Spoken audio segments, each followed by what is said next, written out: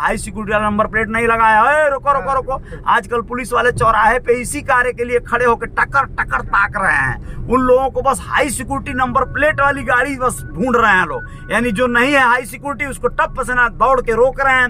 हो सकता है नहीं कुछ करेगा, रोएगा गाएगा गिड़गिड़ाएगा, कुछ दे ही के जाएगा, है ना। हाई सिक्योरिटी लगे ना लगे लेकिन कुछ रुपया तो मिल ही जाएगा।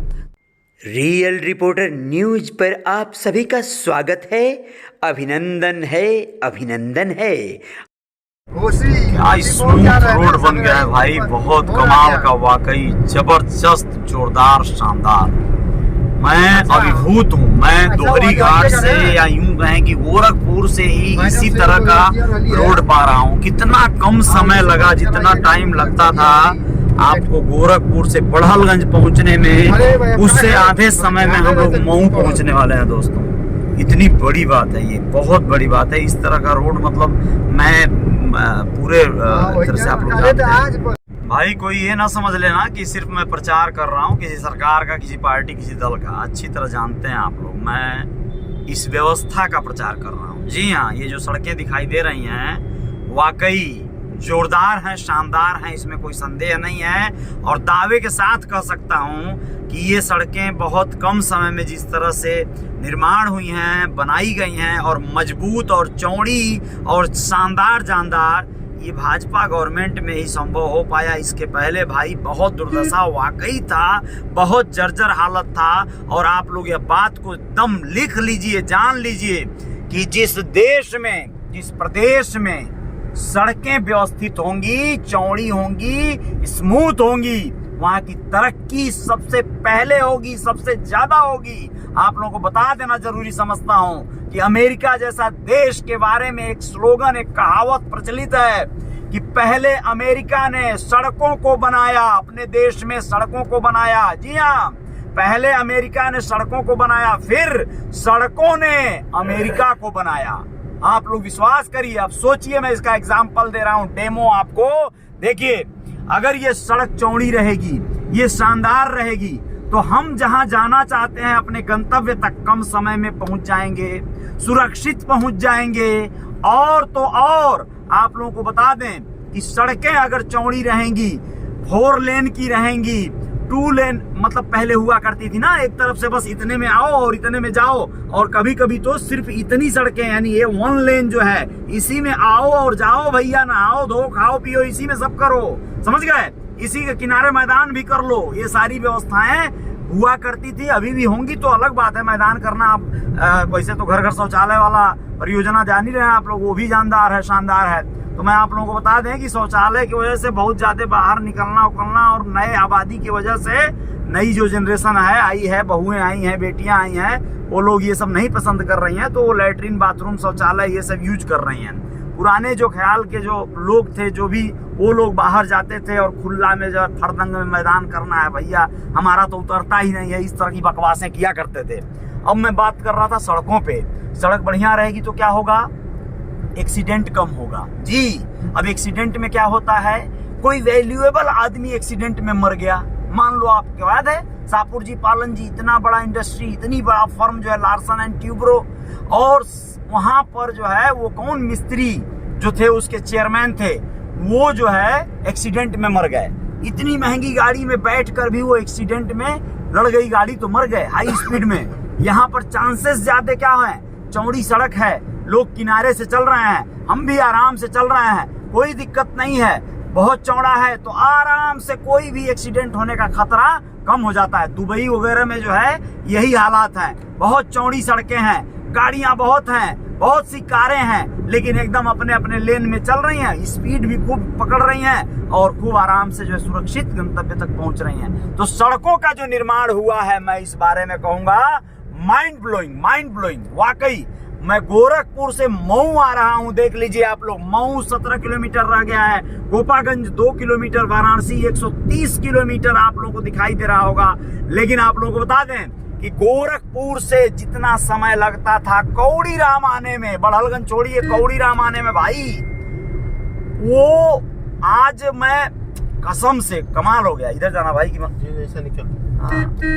देख रही ना ठीक से जोन भाई थी, ये कोपागंज जाएगा, ये कोपागंज। ओके, तो मैं आप लोगों को बता रहा था कि ये जो बड़हलगंज आने में जो टाइम लगता था, जो हालात थे कुछ दिन पहले, वैसे बहुत जब बन रहा था, निर्माण कार्य जोरों पर था, बहुत दिन तक तो रुका पड़ा था, बहुत पता नहीं क्यों, और जब शुरू हुआ और बन गया तो इतना कम समय लगा है, इतना कम समय लगा है कि मैं बता नहीं सकता आपको। जितना टाइम आपको गोरखपुर से बड़हलगंज पहुंचने में लग रहा था, उससे आधा कम, आधा टाइम समझिए मऊ तक आप पहुंच गए, यानी लगभग 100 किलोमीटर। जी हाँ, 100 किलोमीटर के लगभग। तो ये बहुत बड़ी बात है। मैं बहुत ज्यादा इस बात को देख के गौरवान्वित हुआ हूँ, और ऐसा लग रहा है कि मैं 4 लेन जो मुंबई जाने वाले एक्सप्रेस जो हाईवेज हैं, जो बड़े जो है मतलब हाईवेज हैं, उन लोगों की तरह की मतलब ये व्यवस्था हो गई है दोस्तों, और बखूबी व्यवस्था हुई है।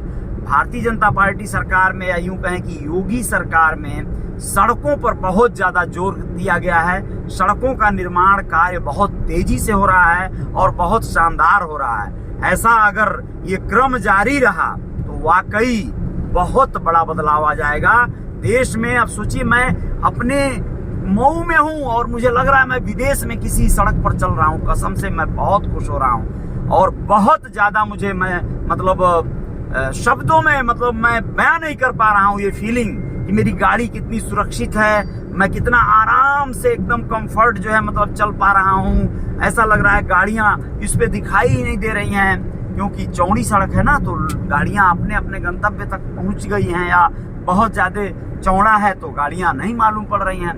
देवनाथ जी, आप इस पे क्या कहेंगे, कैसी लग रही है सड़क? बहुत सुपर व्यवस्था है। सड़क की व्यवस्था कितनी दुरुस्त है बताइए, इतना अच्छा लग रहा है। मतलब ऐसा लग रहा है हम लोग विदेश में किसी जो है मतलब देश में गुजर रहे हैं। क्यों संतोष जी? हैं, बहुत शानदार लग रहा है ना सड़क की व्यवस्था। तो हाँ, बिल्कुल बिल्कुल बिल्कुल एकदम इसमें कहेंगे, इसमें कोई दो राय नहीं है। भाजपा में ही ये बात कह सकते हैं भाई, क्योंकि अभी तो बना है ना ये पहले ऐसा नहीं था, ये अभी बना है, तो भाई भाजपा को श्रेय जाता है निसंदेह। ठीक है, लोग कहते हैं बहुत सारे लोग, अखिलेश ने ये पूर्वांचल एक्सप्रेसवे बनाया, चाहे कोई भी बनाया, जो सरकार रहेगी वो काम करती है और करेगी। लेकिन मैं ये कह सकता हूं कि पहले भी सरकारें हुआ करती थी, तो आखिर क्या अवरोध था, अब इस पे भी मैं बात कर लेना चाहता हूं।